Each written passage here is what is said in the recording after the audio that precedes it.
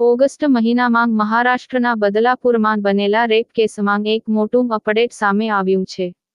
Police કસ્ટડીમાં આરોપી અક્ષય શિંદેએ પોલીસની રિવોલ્વર છીનવીને ગોળીબાર કર્યો હતો.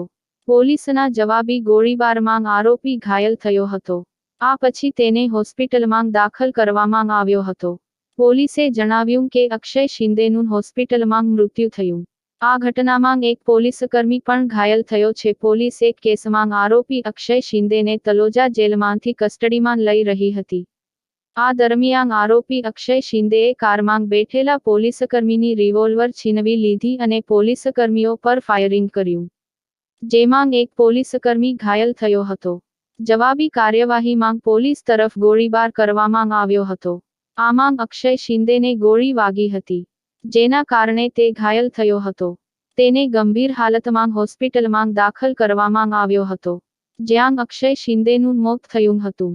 જાણો શું હતી ઘટના? બદલાપુરમાં 14 ઓગસ્ટના રોજ એક છોકરીએ શાળાએથી ઘરે પરત ફર્યા બાદ તેના પ્રાઇવેટ પાર્ટમાં દુખાવાની ફરિયાદ તેના માતા પિતાને કરી હતી.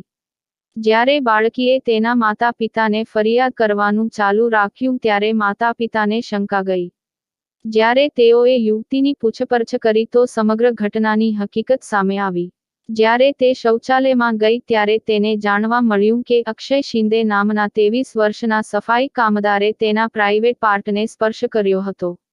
વાલીઓએ જ્યારે આ જ વર્ગની અન્ય એક છોકરીના માતા પિતાનો સંપર્ક કર્યો તો તેઓએ પણ જણાવ્યું કે તેમની પુત્રી છેલ્લા કેટલાક દિવસોથી શાળાએ જવામાં ડરતી હતી.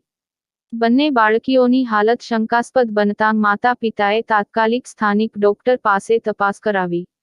બાદમાં ખુલાસો થયો કે આરોપીએ યુવતીઓ સાથે દુષ્કર્મ કર્યું હતું. ફરી મળીશું નવા સમાચાર સાથે. જોતા રહો આજકા ભારત સમાચાર. ડાયરેક્ટર જયેશસિંહ દરબાર.